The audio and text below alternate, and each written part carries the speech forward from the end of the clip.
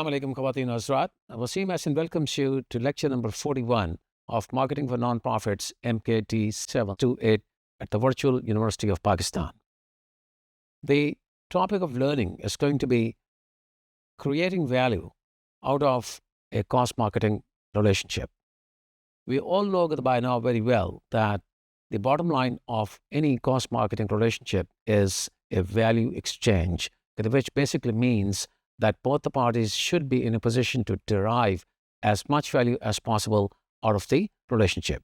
They, of course, define their values in different terms, but in order to derive those benefits, both the parties should be able to make sure that there is a complete alignment of their strategic thinking and their assets and resources. So, in other words, creation of value basically is a function of interaction of their assets and resources.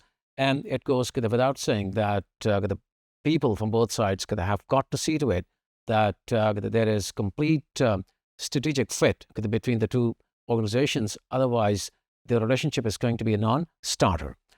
Here, I would also like to say that values that the two organizations hold very close to themselves, like, for example, they have to be good to the community, they have to work for a certain mission, and they have to prove that they are good corporate citizens, are some of the elements that they both have to agree on. Otherwise, the relationship is going to be lopsided. When I say lopsided, what I really mean is that the nonprofit organization may look at the relationship or the working that it envisages as a consequence of the relationship is something very noble, but the commercial organization may not look at that from that particular point of view. So it is there that we as nonprofit people have to ensure that there is complete compatibility of the values that we hold to ourselves in the two respective organizations. Only then we can create the kind of value that I'm talking about, the value that we need to create out of the relationship. And that value gets translated in terms of profitability and a greater market share in relation to the commercial organization and fulfillment of the mission in relation to the nonprofit organization.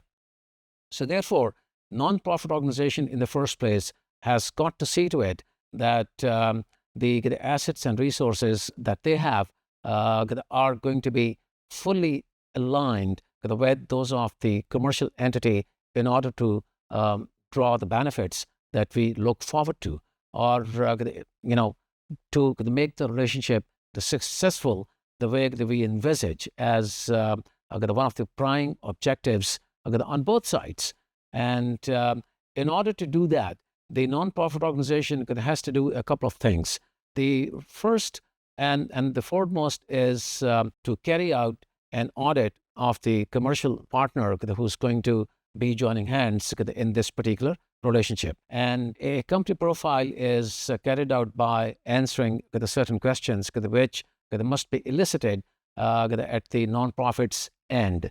By answering those questions, the nonprofit can satisfy itself or not satisfy itself whether or not it should go ahead with the proposed relationship. The questions could be the following. Of course, the list is not going to be exhaustive, and the questions are going to be posed before you just in order to create your imagination and your minds to start working in the right direction in terms of the any number of possible questions that must be asked to satisfy yourselves at the nonprofit end. And those questions are like, what is the market position of the commercial partner? Meaning, what is the strength or weakness of their particular brand that they think should be partnering with the cause. And when we look at that particular dimension, of course, we look at things like the market share and the level of profitability and the overall reputation of that particular proposed brand for partnership. When we look at that, we, of course, look at the overall market. Now, it is not to carry out a complete in-depth analysis of that particular market within which that the commercial brand operates.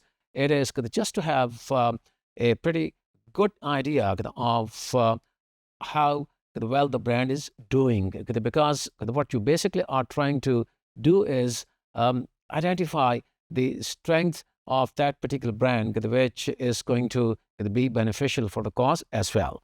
If the brand is a weak one, of course, there is no question of getting into that partnership, and the chances are the commercial organization will not put forward a brand of theirs which does not happen to be a good brand or a strong brand from that point of view.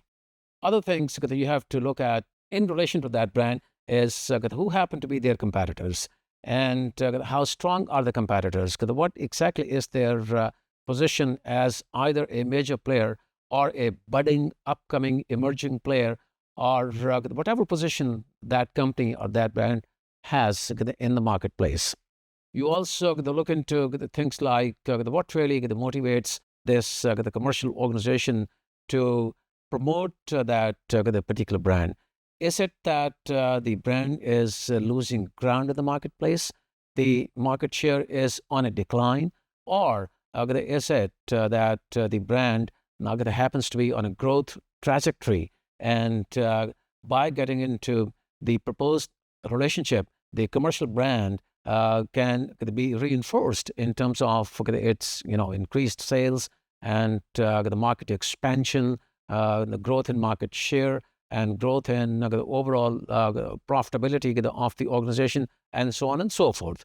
So the obvious the question here is if the commercial brand happens to be a strong brand, and the organization wants to further reinforce it, the non-profit organization should be satisfied and should be able to get the answer to that particular question as to what exactly the position of the brand is in the market. Conversely, if the brand happens to be a weak one, then I think the answer is very obvious, and it should keep you as a non-profit from going forward with the relationship. You also may look into things like to what extent the corporate sector company has been involved in community matters. If it really has been involved in community betterment previously, then it should give you a very good reason to forge that relationship and look at the other products of the company as well, because it is not just a question of getting into a relationship in the context of the particular brand that we are studying. But if they have other products, you may as well get into further relationships with that company.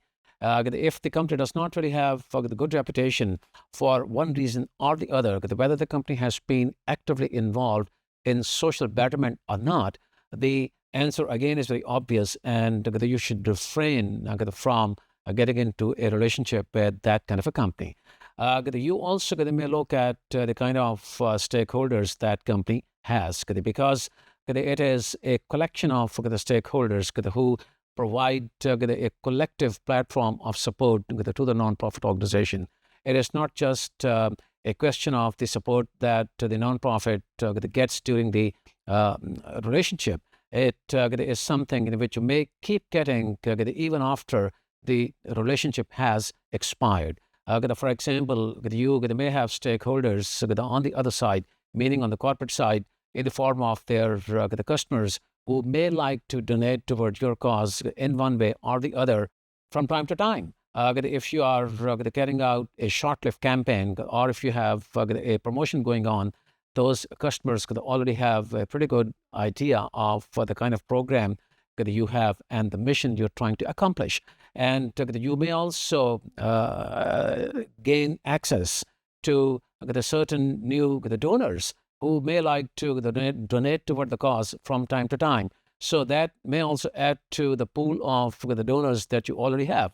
And, by the same token, you may get access to the distribution network which you may need at a certain point in time, because you are already distributing the certain the physical, tangible products, or even if you're not, you may think so in times to come. So it is always good to take a pretty good look at the stakeholders of the commercial organization, because you have a great opportunity of connecting with those people. And that also plays a great role toward creating the value exchange, the main topic that I started talking about. And therefore, we at nonprofit organizations have to be very sensitive to the fact that we should take a very good stock of the assets and resources and there's so many other intangible things of each other that interact in order to gain the kind of benefits that we are trying to derive out of this relationship, meaning the value that we are trying to attain. I would go on to say that the non-profit organization has to be very sensitive in this particular regard because it has everything at stake. The non-profit organization has its program and its name and logo and reputation and the community connections and community support which are the kind of vulnerable in case you are dealing with a commercial organization that may not happen to have a compatibility of views, meaning compatibility of values and the complete alignment of strategic thinking with that of yours. So that is extremely important. And therefore, I would go on to say that we at nonprofit organizations must look beyond the statements these the corporations may make on their the values and on social responsibility aspect. We should go beyond that and try to look into their style of management and their way of governing the business as transparently as possible. Because the more that we can look into their styles in terms of their governance and management practices, we are in a position to really ascertain whether or not we really fit well with that proposed partner. If we do, then we should go ahead. If we do not, we may refrain. Here, we can draw a very easy conclusion. If the program really has the potential or does resonate with the target audience of both the parties, then it's a good partnership. And when it resonates with the target audiences, I think it automatically means that you are connecting yourselves with all the stakeholders of both the companies, their customers to begin with, their clients, and their suppliers, their the trade members, and any segment of that population that is connected with either of the organizations. It is something which can be left to your imagination.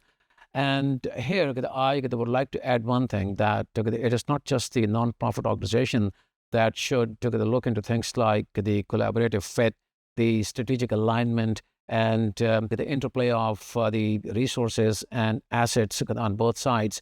It also is the commercial organization that should look into these things. So this is not to say that the commercial organization is going to go ahead with the proposed program by not looking into the dynamics of the kind of relationship that we are talking about. They also should appreciate that a strategic fit is beneficial for both the partners, and it is a question of deployment of their assets and resources in terms of not just the human resources, but also in terms of a lot of financials which are going to be at stake. And therefore, they must understand that in case of a cost marketing relationship, the commercial partner is going to be dealing with 8 Ps. Now, this is extremely important, not just 4 Ps, which going to happen to be the benchmark we keep talking in relation to the marketing mix, meaning product, price, promotion, and place. It also is Ps like partnership, purpose, passion, and profits. What I'm saying here is that these 4 Ps play an important role toward execution of a cost marketing program. The why? The answer lies in the fact that there is a certain purpose where the commonality of interests converge. What I'm saying here is that the two parties join hands because they work on a purpose. And that purpose basically is a point where the commonality of interests converges. And the two parties think that they should get into a partnership. When they start working for that partnership, they think in terms of working very passionately if they're good partners. And when they work very passionately, they, of course, could lead to the two organizations or the program toward a higher level of profits. And we know the profits they carry value. And value is created on the commercial side because the commercial organization is in a position to generate a higher level of financial profits. And they also are in a position to increase their market share.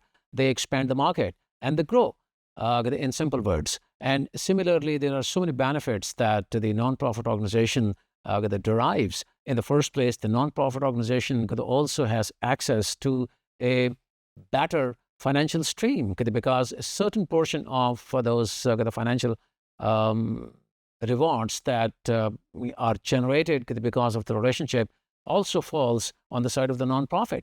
And in addition to that, the nonprofit is in a position to derive so many intangibles which later translate into tangibles. So, for example, the better connections with the community and the stakeholders on the side of the commercial organization, because of which the nonprofit is in a position to further strengthen its base in so many different ways and means, which by now you very well know. So the point here is once we have taken everything into consideration for forging the relationship and going ahead with the execution, we have to put our resources and assets together. This is the time when we really align those assets and resources and make their interaction possible. And before we do that, we have to again take a good look at what are the kind of assets and resources which are brought forward by both the parties. I have talked about that on occasions, more than one, but just for the sake of consistency and the better understanding, I would say that the nonprofit organization brings with it quite a few things which are extremely important and are not to be underestimated. One of them is that the program itself is extremely important because if the program did not exist, there would be no partnership. And there's so many things that we have talked about in terms of possible benefits for the commercial organization in particular, and also for the nonprofit will not be there to reap because the program does not exist. And by the same token, the reputation that the nonprofit enjoys in the marketplace is something which must not be underestimated, and at the same time, it must not be undermined. So in other words, what I'm saying is while we do that, we have to be very, very conscious and sensitive to the fact that we are working on the right program. And I think the background which I have at the back of my mind. You've got to be very, very sensitive in choosing the right partner. Back to the kind of assets and resources which the nonprofit brings with itself. Then you see that we have the nonprofit's name and reputation, as a matter of fact, gets translated from the name. And it is the hard work of the nonprofit that has been carried out by the people like you over the years, which gives the nonprofit a good reputation. And therefore, these are the kind of assets which are brought forward by the nonprofit. I also would say that community connections and the support are also very important assets. On the commercial side, we have so many different things. To begin with, they have the human resources and the financial resources. The fact is that they really have a lot of strength on that particular side.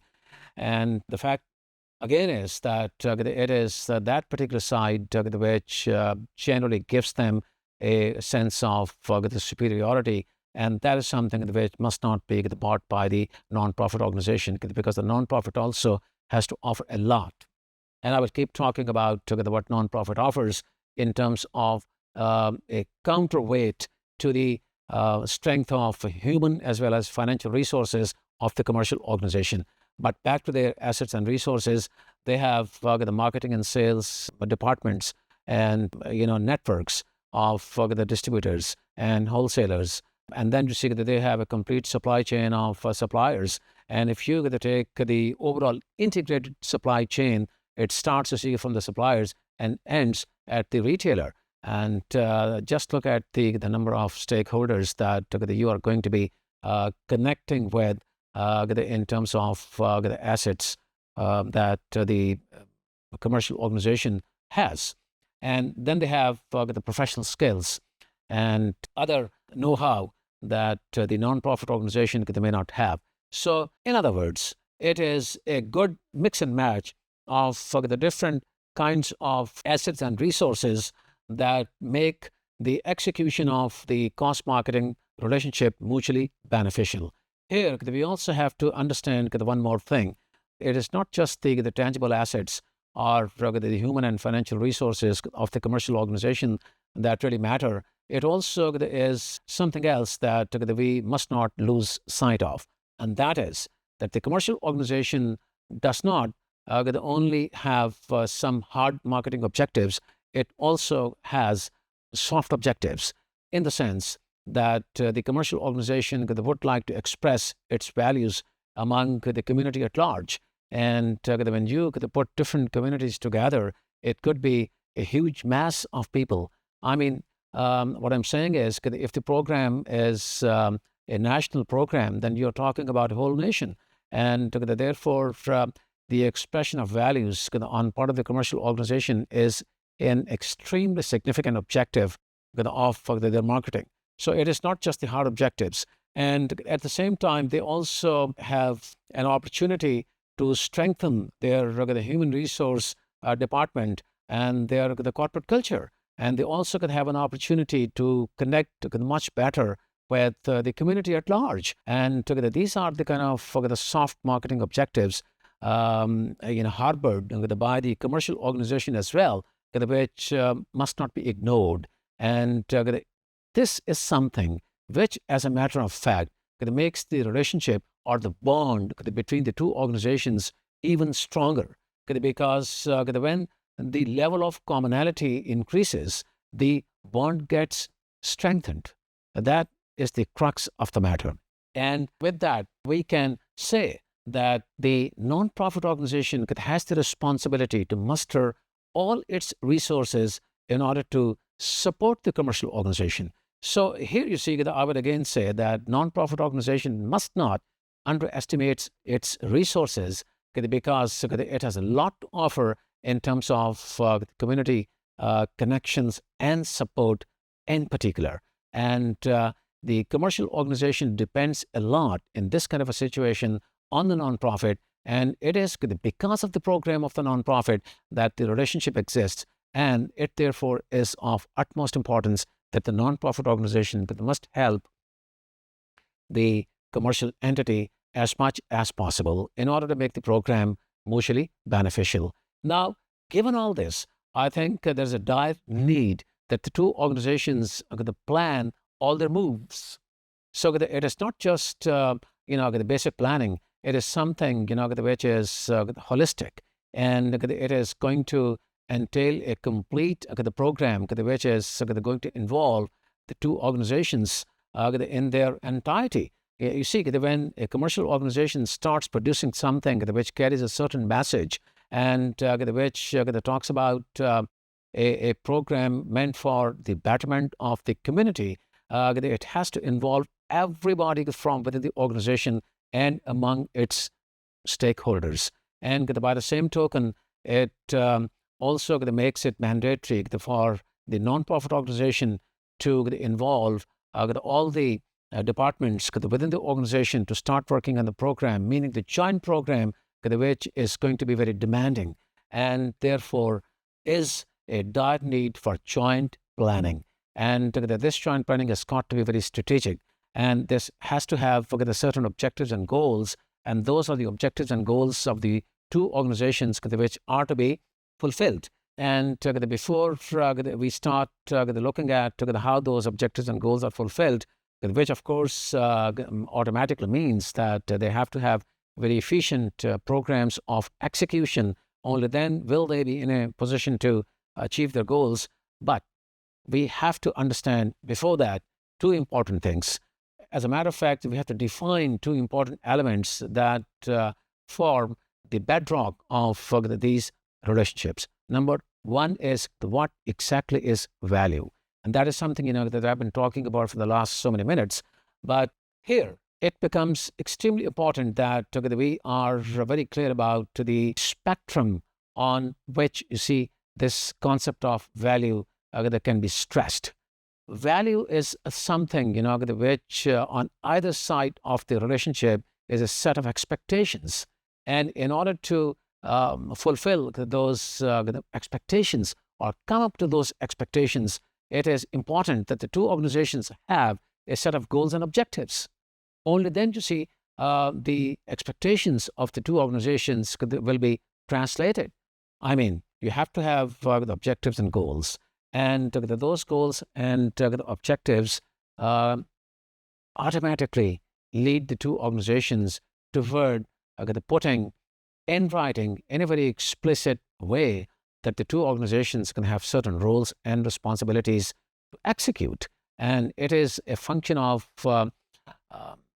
those roles and responsibilities that a relationship becomes either very effective or just effective or less than effective.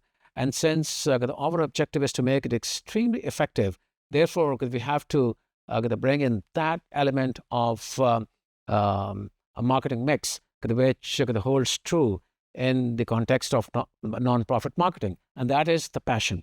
We have to bring in passion. So all the systems and procedures that we may put together in order to make the relationship very foolproof, until the time we have that magic element of passion on both sides, the execution cannot be more than effective. And this has to be something which is much greater than the sum of its parts.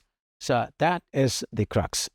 The second thing, or the element you see that we have to be very clear about, is the agreement itself.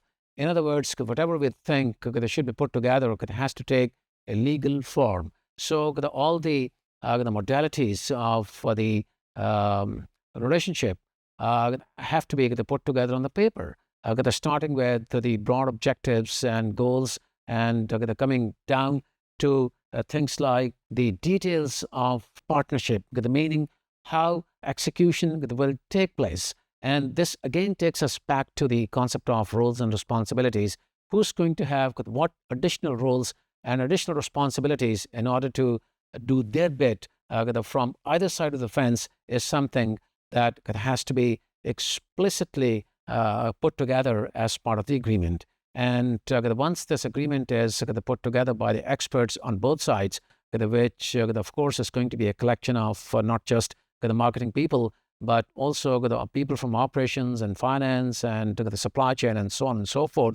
It has to be a collection of teams from both sides that are going to look into all the mechanics of the execution the model. And those mechanics basically are the terms of reference of the agreement. And that's what you call TORs, which basically means all the nuts and bolts, all the conditions, all the clauses that explain how the roles and responsibilities on both sides are going to be executed in order to arrive at the common goal, which happens to be the bottom line of the agreement or the cost marketing relationship.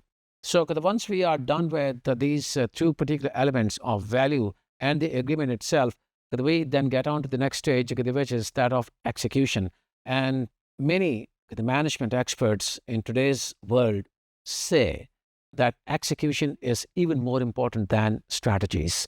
Strategic management has its own charm, its own significance, and its own place in the management practice of the present day's world. But then you see the experts go on to say that the strategies and a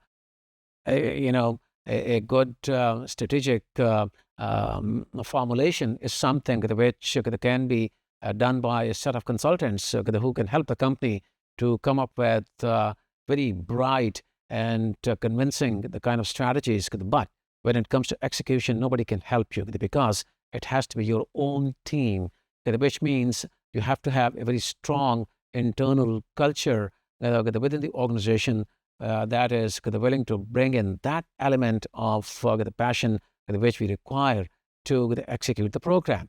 And when we talk about that passion, it is not just that poetic the passion, it also has to be reflected by way of having a structure within the organization or of the organization which is compatible with the objectives and goals that we are trying to achieve. So in other words, what I'm saying is that this has to be the person responsible for execution of the roles that are to be played and responsibilities that are to be executed. And this person may not be just by himself or herself. This could be a team. And the person, the proverbial person, so to say, that I'm talking about is the one who has the prime responsibility of executing this program. This person should have an open door to all who matter within the organization, including the board of directors with whom he or she can interact in order to get all the approvals and authorizations essential for execution of the program. And therefore, this person has to have a very unique position and a very the unique kind of a character, because he has to reflect the characteristics of not just a customer relationship manager who happens to be extremely efficient with everybody, not only within the organization, but also with customers outside. And he should be the one who also has the knack of putting together different systems and procedures, or having those systems and procedures put together by others within the organization, so that all those elements could be put together for a better execution of the program. So having said that, I would go on to say that this person has to be the one who is good at so many different things. In the first place, relationship management within the organization and also outside, because he's the one who is going to be dealing with the partner as well. This person also has to have very good communication skills, and this person also has to be good at the operations management, in the sense that he must understand the fundamentals of the operations and should be in a position to decide for the organization how different systems and procedures are going to work, and what is going to be the interplay of those sets of systems and procedures with the other organization as well. I think it goes without saying that it is a very, very challenging job, because it entails so many vital responsibilities that there could be the denominator of success. And therefore, this person has to be chosen very carefully by the organization in order to make sure that all goes well, very smoothly, without any conflicts, and without anything that you may define as working at cross purposes, because of the fact that this person has to go across the functional lines. This person has to be dealing with the different departments within the organization, and therefore he should have the capability of having everybody on board. And he must understand the fundamentals of the management in terms of the different disciplines that are the composite the form of that particular non-profit organization about which we are talking, we are learning, and we happen to be a part of. This person also has to be very results oriented, because until the time we are in a position to achieve results, there's no way that mission can be accomplished, and there's no way that sales could get a boost on the commercial side. And therefore, this person has to be the one who can give attention to details. Now, having said all that, I think it is very clear among all of us about the characteristics this particular person should have. The question here is, in smaller nonprofits where we do not really have too many the members of the top management who could be this particular person. In a large organization, I would say that this the person should ideally be the marketing the manager or the marketing director who is fully in the know of things. And in smaller organizations, however, this the person could be the one, whether he's marketing manager or the operations manager or somebody else, who started initiating this proposed relationship with the commercial entity. Because he's the one who started this thing, and he has been a part of the the development process. He should be the one to take it forward and to carry it forward, and therefore the responsibility of execution should rest with this person. So, without getting into the detail of who will head this particular initiative, because it is not all that difficult to pinpoint a person. The organizations do have very good mechanisms, management apparatus, which really pinpoints the kind of person who should head this responsibility. So, not much on that particular count, but the fact remains that the responsibilities and the roles that are to be played are extremely important, and it is something for which and on which there has to be a staff support mechanism in place. Now, this staff support mechanism, in simple words, is the support that you can muster from and among your colleagues and your peers within the organization.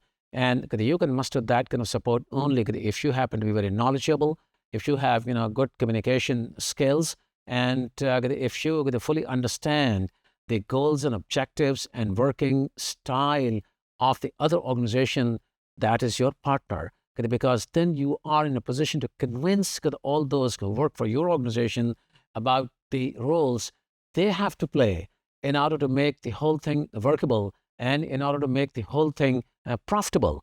So the person with this responsibility is an important person. They're doing a very important job, and he or she has to have the kind of structural support that I talked about. I call it, structured support because, it has to come from the overall structure of the organization, and it must stem from every discipline and from every function. May that be just plain purchasing, and may that be, the overall operations, or you see, the program management or marketing management or whatever. And having talked about the importance of the execution and the way execution is going to be carried out by appointing somebody with additional roles and responsibilities. We now get on to the fact that we need to have the very good communication in place in order to support the execution or the execution model that has been put together in order to derive the envisaged benefits or to create that final proverbial, value exchange. It is very important that we are good at internal as well as external communication, meaning we as the organization, we have to have the internal communication in place in the first place before we start talking about the message externally with all the stakeholders of both the partners. When we start communicating with the outer segments or population, of course, it takes into account all the stakeholders, including customers and clients and everybody. But before that, there has to be a complete buy-in of the particular concept or a set of concepts and execution models that we are in the process of putting together. And like they say that unless you take into confidence the people within the organization before you start talking about those ideas in the form of structured advertising and promotional campaigns, you have a hard time succeeding in that particular program or campaign. So therefore, internal marketing must take precedence over external marketing. And that's why I said internal marketing is the one that has to be, again, taken care of by not just the marketing department, but also by the person who's responsible for the execution of the program. And if that person happens to be the marketing director or marketing manager, so much the better. And by taking people at all levels and at every level into confidence about their inputs, and in particular their additional inputs, the organization is in a better position to execute the program. So the communication, starts with the internal buy-in first. And then you see communication could also is very essential in this kind of a relationship, because the two partners could also have to communicate with each other. And by communicating with each other, they are helping carry out the program. And they are in the process of execution. And therefore, there have to be the certain predetermined meetings which should take place according to a predetermined time frame, like maybe weekly meetings or fortnightly meetings or monthly meetings or whatever. In addition to these meetings in which you tend to discuss the certain predetermined the objectives and goals, and look at the degree of achievement in terms of the milestones that you have given yourselves. You also talk about things which are not scheduled. For example, if there's a conflict between the two parties on the interpretation of the TORs, meaning terms of reference, of course, you have to communicate. So, in other words, you need to have some or rather a few meetings from time to time which are not part of the agreement. Agreement may say that you will have these kinds of meetings in order to resolve certain conflicts. But what is of more importance here is, in the context of communication, that the good communicators, by having such meetings, can keep the programs from getting aggravated. You see, if you are not good at communication, you can aggravate the program because you do not have the skills to resolve the matter. And the communication, therefore, gets on added significance. The good communicators also can consolidate the relationship.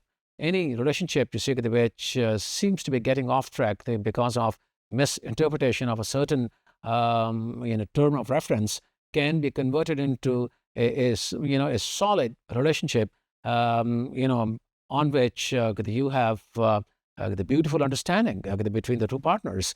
And therefore, the communication takes on added importance. And then you see another thing that has to be done through communication by non-profit organizations is the fact that they have to keep on proving their equality with the other partner. They have to communicate in a very subtle manner, though, that they are at par with the commercial partner.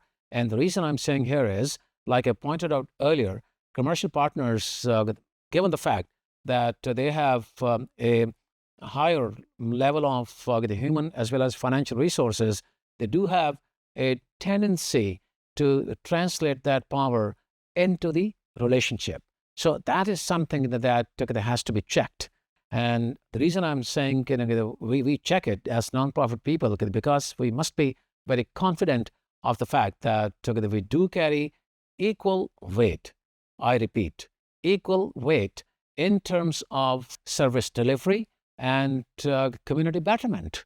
I mean, these two elements are no small objectives and no small assets in terms of our ability to connect with the community and doing something for their betterment. And I would say it again, that without the existence of the program or the nonprofit for that matter, there would be no partnership, and there would be no common purpose, and no passion and no profits, at least on the commercial side, meaning those added profits which the commercial side is convinced can fall their way because of a cost marketing relationship. So external marketing is something that is carried out to reach everybody and anybody in the outer environment. And we are basically concerned with all those the target audiences that have to be reached by us. And therefore, we are here talking about a message which has to be common, and it has to be consistent. So in other words, if we both do not talk about the same thing, we are not destined to achieve the common purpose. And therefore, the advertising campaign or the promotions that they may become part of this program, they should be the ones carrying a common message. And here you see the responsibility of the nonprofit organization is even bigger than that of the commercial organization, because it is the nonprofit organization that has to talk with the community about the existence and about the benefits of the program it has gotten into with the commercial entity. And by doing that, the nonprofit is in a position to support the commercial organization. And this is what I was talking about a few moments ago when I said the nonprofits can play a great role in becoming a counterweight to the importance and to the strength of the commercial organizations, because they have very strong community connections, and they are the ones who are propagating their the program to the target community, and therefore they should be the ones who should convince the community about the good intentions of the commercial partner. And when they are in a position to do that, it really becomes kind of a force multiplier. Meaning, you see, it gives you results which are manifold in strength and in magnitude, because they give a great impetus to the advertising momentum or the momentum of promotions. And we do not lose sight of the fact that it is because of the external communication that we get connected with the stakeholders. And I did point out about the importance of stakeholders on the other side, meaning the nonprofit has a great chance to connect with them. Just imagine the number of customers of the commercial brand who may continue donating toward your cause even after the program has expired. And look at the additional volunteers who may like to join your ranks when it comes to the execution of the program, only because they have gotten more and more convinced of the nobleness of the program while they saw the program getting executed.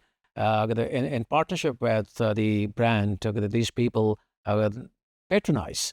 And we know very well that the people do have a tendency to start patronizing the nonprofit also, with a greater sense of support. Whatever that support is, once they are convinced about the efficacy and the nobleness of that particular program. So it is because of these the communications that the nonprofits can prove the point that they are working for the betterment of the community. After having taken the communication element into consideration, we now get on to the last element, which we may call in the commitment to deliver. Commitment to deliver is something which essentially falls on the side of the nonprofit. The nonprofit has made a certain commitment, whether it's clients and whether it's stakeholders, by launching a program or by getting into the partnership with a commercial organization for an existing program. And once they've done that, it means there are certain commitments that the organization is making. And the catch here is the organization must not overcommit. The organization should always undercommit and over-deliver. And this is something which takes us back to the concept of the meeting and managing expectations when we talk about services marketing. You have a certain level of expectations to deal with. And if you raise the expectations very high, then you may not be in a position to satisfy them. However, if the expectations are not that high, you may deliver in a way that you exceed their expectations. That's where the trick is. And that is the trick to connect even more strongly with the target audience. And this is something which has to be considered by the nonprofit organizations. To summarize, I would say that to generate a very high level of value, the process has to be undertaken in a very planned way. And before you start undertaking that joint planning, you must take a good stock of all the assets and resources on both sides and look at the alignment very critically. Once you are done with the planning process, you move on to the execution. And you've got to be perfect in executing the program by giving responsibilities to persons who are capable and competent to do that. And then if you have a good set of communications at your disposal in terms of not just external communication, which is advertising and promotions and so on and so forth, but also a good set of communication, the mechanics, whereby you meet from time to time and resolve your differences, check your performance, and revise your plans if you really have to improve or to come up to the expectations or the sets of goals and objectives that you have fixed yourselves. You are on the right track and you really can generate a very high level of value. Thanks.